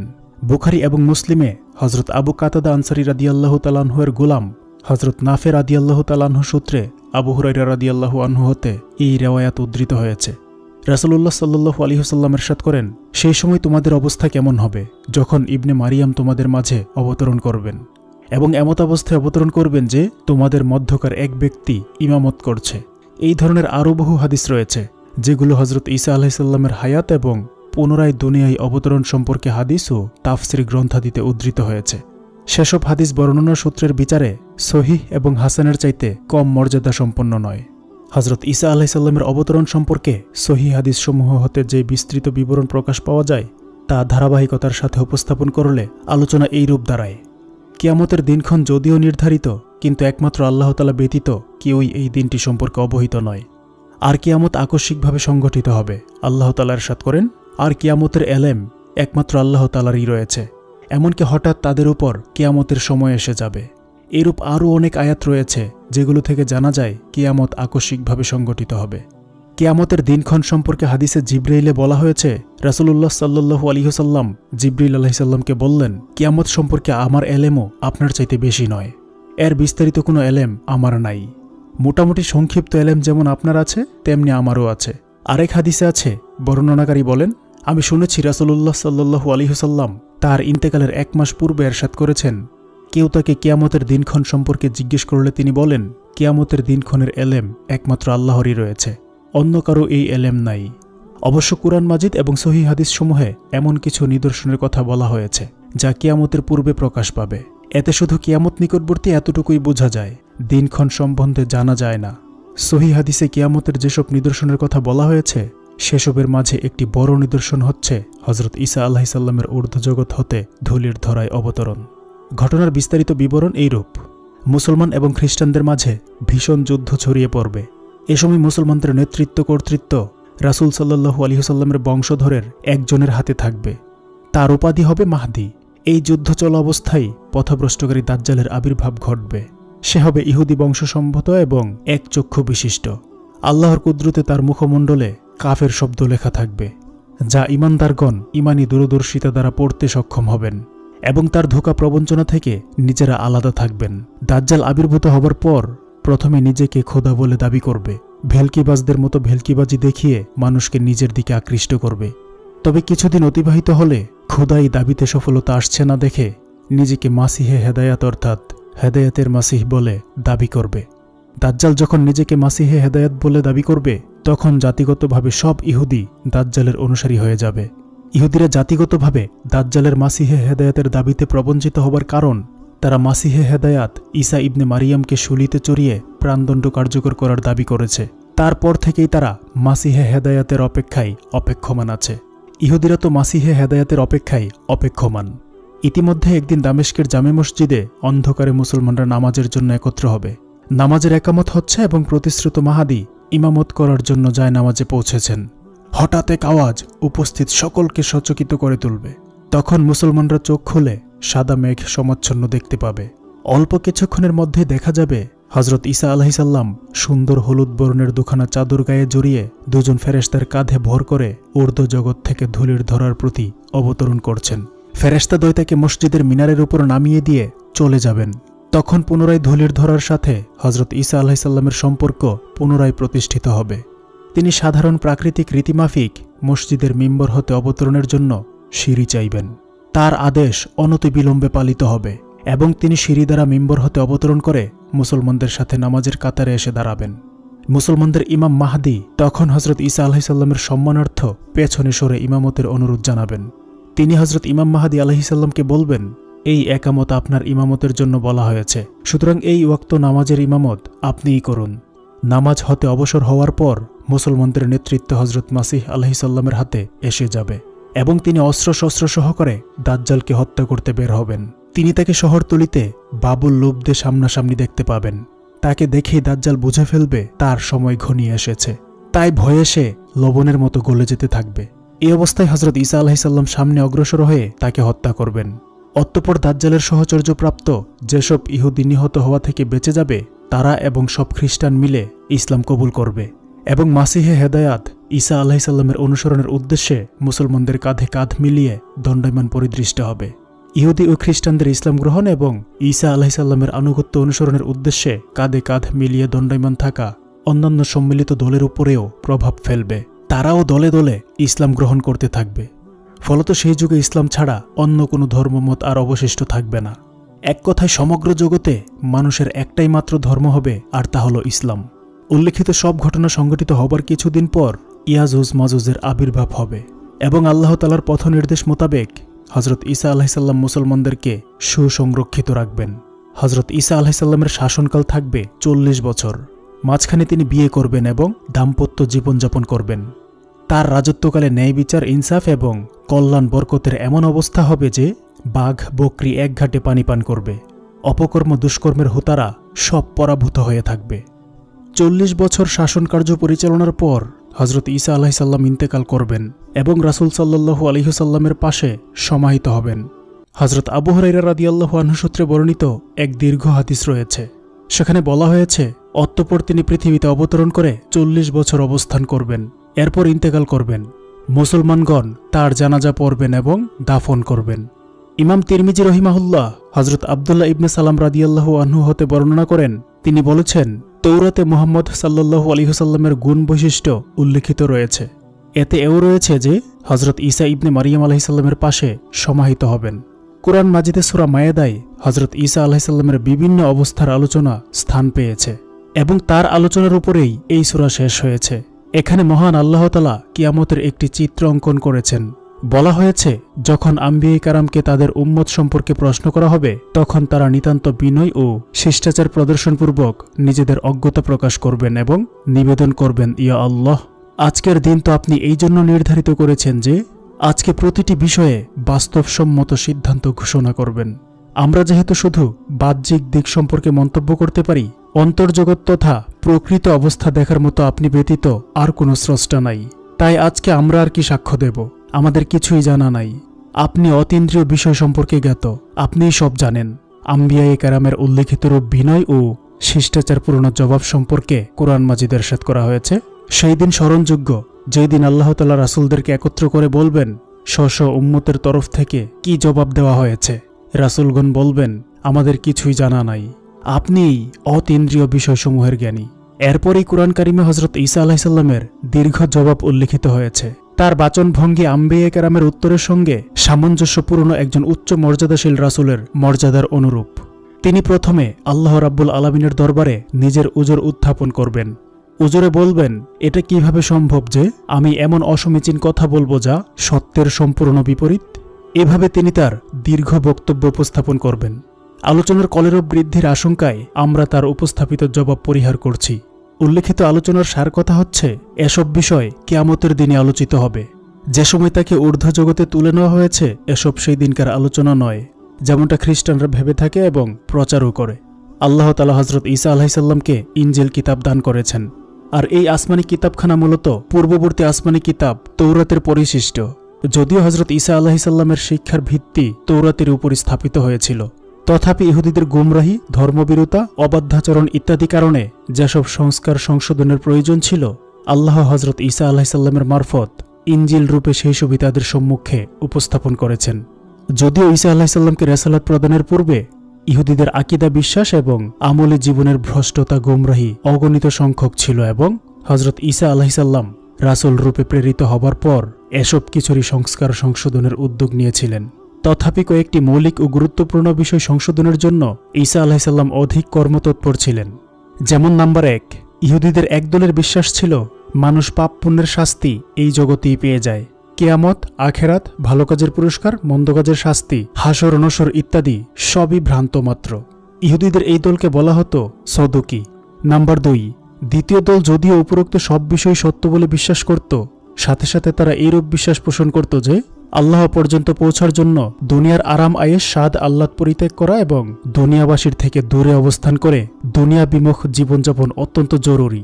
সুতরাং তারা লোকালয় থেকে পৃথক খানকা এবং ঝুপড়িসমূহে থাকতে পছন্দ করত। তাদের এই দল হযরত ঈসা আলাইহিস সালামের আবির্ভাবের কিছু পূর্বে নিজেদের এই অবস্থান মর্যাদাও খুইয়ে বসে। দুনিয়া পরিত্যাগের পর্দার আড়ালে সর্বপ্রকার নোংরামিতেই তাদেরকে আচ্ছন্ন দেখা যেত। তাদেরকে বলা হতো ফুরসি। নাম্বার 3, তৃতীয় দল ধর্মীয় প্রথা পালন এবং এবাদতখানার সেবা পরিচর্যার সাথে সংশ্লিষ্ট ছিল। কিন্তু তাদেরও অবস্থা হচ্ছে, যেসব প্রথা, পদ্ধতি এবং সেবা পরিচর্যা একমাত্র আল্লাহর উদ্দেশ্যে সম্পাদন করা উচিত ছিল এবং যেসব আমলের সুপরিণতি, ভালো ফলাফল লাভ, আন্তরিকতা, একনিষ্ঠতার উপর ভিত্তিশীল, সেসব বিষয়েও তারা ব্যবসায়িক ব্যাপারে পরিণত করেছিল। এমনকি যতক্ষণ পর্যন্ত প্রথা, পদ্ধতি, রসম রেওয়াজ উদযাপন এবং এবাদতখানার সেবা পরিচর্যায় নজর, নিয়াজ, ভেট না নিত, ততক্ষণ পর্যন্ত নিজেদের পা জায়গা থেকে উঠাত না। তাদের এই ব্যবসা চালু রাখার জন্য তারা তাওরাতের বিধান পর্যন্ত পরিবর্তন করে ফেলে। তাদেরকে কাহেন বলা হতো। নাম্বার 4, চতুর্থ দল উল্লেখিত সব দলের উপর বিস্তারিত এবং দিনের ইজারাদার হয়ে বসেছিল। এই দল ধীরে ধীরে সর্বসাধারণ মানুষের মাঝে এই আকীদা, বিশ্বাস সৃষ্টি করে দেয় যে ধর্ম এবং ধর্মের মূলনীতি বা বিশ্বাস্য বিষয় বলতে মূলত কিছুই নাই। তবে তারা যাদের উপর এ বিষয়ে দায়িত্ব অর্পণ করবে, তাদের হালালকে হারাম এবং হারামকে হালাল করার ক্ষমতা অর্জিত হয়। দিনের আহকামে গ্রহণ বর্জন, পরিবর্ধন কম বেশি করা, যাকে ইচ্ছা জান্নাতের পরোয়ানা এবং যাকে ইচ্ছা জাহান্নামের সার্টিফিকেট দিয়ে দেওয়া, এসব অধিকারই তার অর্জিত। আল্লাহর দরবারে তাদের সিদ্ধান্ত অলঙ্ঘনীয় এবং চিরস্থায়ী। সার কথা, কুরআনের ভাষায় তারা বনি ইসরায়েলের আল্লাহ ব্যতীত রব হয়ে বসেছিল। তারা তৌরাতের শাব্দিক ও অর্থগত সর্বপ্রকার রদবদল সাধনে এতটুকু সাহসী ছিল যে একে দুনিয়ার স্বার্থ লাভের স্বতন্ত্র একটা পুঁজি বানিয়ে নিয়েছিল। সর্বসাধারণ এবং বিশিষ্ট লোকদের সন্তুষ্টি সাধনের জন্য সাব্যস্তকৃত মূল্যে দিনের আহ্বান পরিবর্তন করে ফেলা তাদের পেশা ছিল। এদেরকে আহবার বা ফকিহ বলা হতো। উল্লিখিত স্বভাব প্রকৃতিধারী জনগোষ্ঠীর মাঝেই হজরত ঈসা আলাইহিসসালাম রাসূল রূপে প্রেরিত হয়েছিলেন। তিনি প্রত্যেকটি দলের বিনষ্ট আকীদা বিশ্বাস পর্যালোচনা করেন। অত্যন্ত স্নেহ দয়ার্দ্রতার সাথে তাদের প্রতিটি দুষ্ত্রুটির সমালোচনা করেন। কিন্তু যাদের উদ্দেশ্যে তাকে প্রেরণ করা হলো তারা তার জীবনের শত্রু হয়ে দাঁড়ায়। কুরআন অবতরণকালে সংখ্যাগরিষ্ঠ খ্রিস্টান 3 দলে বিভক্ত ছিল। তৃত্ববাদ তথা 3 খোদা সম্পর্কে তাদের আকীদা বিশ্বাসও পরস্পর থেকে আলাদা ছিল। তাদের এক দলের বিশ্বাস হজরত ঈসা আলাইহিসসালাম স্বয়ং আল্লাহই হজরত ঈসা আলাইহিসসালামের আকৃতিতে পৃথিবীতে অবতরণ করেছেন। দ্বিতীয় দলের বিশ্বাস ছিল হজরত ঈসা আলাইহিসসালাম আল্লাহর পুত্র। তৃতীয় দলের বিশ্বাস ছিল তিনি সত্তা অর্থাৎ বাপ আল্লাহ, পুত্র ঈসা এবং মারিয়াম, এই 3 মিলে একজন, অর্থাৎ এই 3 মিলে এক আল্লাহ, নাউজুবিল্লাহ। যারা 3 মিলে এক সত্তার বিশ্বাস পোষণ করে তারাও আবার 2 দলে বিভক্ত। তাদের একদল রুহুল কুদুস অর্থাৎ ফেরেশতা হজরত জিবরিল আলাইহিসসালামকে 3-এর এক বলে বিশ্বাস করে। সার কথা, খ্রিস্টানরা হজরত ঈসা আলাইহিসসালামকে 3 জনের তৃতীয় জন বলে বিশ্বাস করত। তাই কুরআন আলাদা আলাদাভাবে এবং একসাথে সব দলকে সম্বোধন করেছে। বর্ণনামূলক ও যৌক্তিক প্রমাণের মাধ্যমে খ্রিস্ট জগতের সামনে কুরআন অতি সুস্পষ্ট রূপে তুলে ধরেছে যে এ বিষয়ে সত্য কেবল একটি, আর তা হচ্ছে হজরত ঈসা আলাইহিসসালাম হজরত মারিয়াম আলাইহিসসালামের উদরে বিনা বাপে আল্লাহ তাআলার কুদরতে জন্মগ্রহণ করেছেন। তিনি আল্লাহর বান্দা এবং তার প্রেরিত একজন সত্য রাসূল। তোমরা তার সম্পর্কে যা কিছু বলছো তা সবই বাতিল, অগ্রহণযোগ্য এবং বিবেক বুদ্ধির অগম্য। কুরআন উল্লিখিত রূপেই ঈসা আলাইহিসসালাম সম্পর্কে খ্রিস্টানদের ভ্রষ্ট আকীদা বিশ্বাসের অপনোদন করেছে। বর্তমান দুনিয়ায় প্রচলিত খ্রিস্টানদের দ্বিতীয় আকীদা হচ্ছে কাফফারা। কাফফারার আকীদা খ্রিস্ট ধর্মের মূল তত্ত্ব একেবারে বরবাদ করে ছেড়েছে। এই আকীদার ভিত্তি হল দুনিয়ার সব মানুষ এমনকি রাসূলগণ পর্যন্ত সৃষ্টির দিন থেকেই গুনাহগার। অবস্থা দৃষ্টি অবশেষে আল্লাহর রহমতের সাগরে ঢেউ উঠেছে। আল্লাহ ইচ্ছা করলেন পুত্রকে পৃথিবীতে পাঠাবেন, আর পুত্র শুলে প্রাণ দেবে, যাতে প্রথম থেকে শেষ পর্যন্ত সব মানুষের গুনাহের কাফফারা হয়ে যাবে এবং এভাবে দুনিয়া গুনাহের শাস্তি থেকে মুক্তি লাভ করবে। কিন্তু কাফফারার আকীদারূপী ইমারত নির্মাণের জন্য আরও কিছু বিষয়ের দরকার ছিল, যেগুলো না হলে এই ইমারত দাঁড় করানো যায় না। তাই রাসূলুল্লাহ সাল্লাল্লাহু আলাইহি ওয়াসাল্লামের যুগে খ্রিস্টবাদীরা সর্বপ্রথম ইহুদিদের এই আকীদা স্বীকার করে নেয় যে হযরত ঈসা আলাইহিসসালামকে শুলে চড়ানো হয়েছে এবং তাকে শুলে চড়িয়ে মেরে ফেলা হয়েছে। এরপর তারা আরেক কদম অগ্রসর হয়ে বলল, আল্লাহর পুত্র হওয়া সত্ত্বেও ঈসা আলাইহিসসালামের শুলে চড়া এবং নিহত হওয়া নিজের জন্য নয়, বরং সৃষ্টিকুলের মুক্তির জন্য। সুতরাং কুরআন জায়গায় জায়গায় সুস্পষ্ট রূপে বর্ণনা করেছে যে নাজাতের জন্য আকীদার বিশুদ্ধতা, আল্লাহর বিশুদ্ধ ইবাদত এবং নেকামল ব্যতীত অন্য কোনো পথ নাই। যে কেউ এই সরল সঠিক পথ বিচ্যুত হয়ে অহেতুক অযৌক্তিক ধারণা বিশ্বাসের দ্বারস্থ হবে, সেই নাজাত থেকে বঞ্চিত হবে। কেননা নাজাতের একটাই মাত্র রাস্তা, বিশুদ্ধ রূপে এক আল্লাহর ইবাদত এবং নেকামল। হযরত ঈসা আলাইহিসসালামের উপরে এসেই বনি ইসরায়েলের মধ্য হতে নবী রাসূল প্রেরণের ধারা চিরকালের জন্য রুদ্ধ হয়ে যায় এবং হযরত ইব্রাহিম আলাইহিসসালামের পুত্র ইসমাঈল আলাইহিসসালামের অধীনস্থ বংশে রিসালাতের ধারা স্থানান্তরিত হয়। আর ইসমাঈল আলাইহিসসালামের অধীনস্থ বংশধারাতেই আখেরি রাসূল মুহাম্মদুর রাসূলুল্লাহ সাল্লাল্লাহু আলাইহি ওয়াসাল্লাম প্রেরিত হন। উল্লেখ্য যে বনি ইসরায়েল হযরত ইব্রাহিম আলাইহিসসালামের পুত্র হযরত ইসহাক আলাইহিসসালামের অধীনস্থ বংশধর। সম্মানিত সুধী, হযরত ঈসা আলাইহিসসালামের পূর্ণাঙ্গ জীবনী সম্পর্কে এই ছিল আমাদের আজকের সংক্ষিপ্ত আলোচনা। আমি ইসলামের ইতিহাসের ঐতিহ্যগুলো জানতে এবং আপনাদেরকে জানাতে চেষ্টা করি এবং আরও চেষ্টা করি যতটুকু সম্ভব রেফারেন্স সহ আপনাদের সামনে তুলে ধরতে। তারপরেও আমার মধ্যে ভুল ত্রুটি থাকতেই পারে। বড় ধরনের কোনো ভুল যদি আপনার দৃষ্টিগোচর হয়, অনুগ্রহ করে কমেন্টের মাধ্যমে শুধরে দিলে কৃতজ্ঞ থাকব। আর ছোটখাটো ভুলগুলোকে ক্ষমার সুন্দর দৃষ্টিতে দেখলে অনুপ্রাণিত হব। সর্বোপরি আলোচনাটি যদি ভালো লাগে একটি লাইক দিতে পারেন, প্রচারের স্বার্থে আলোচনাটি শেয়ার করতে পারেন এবং নিয়মিত এই ধরনের আলোচনা পেতে অনুগ্রহ করে চ্যানেলটি সাবস্ক্রাইব করতে পারেন। আসসালামু আলাইকুম ওয়া রাহমাতুল্লাহি ওয়া বারাকাতুহু।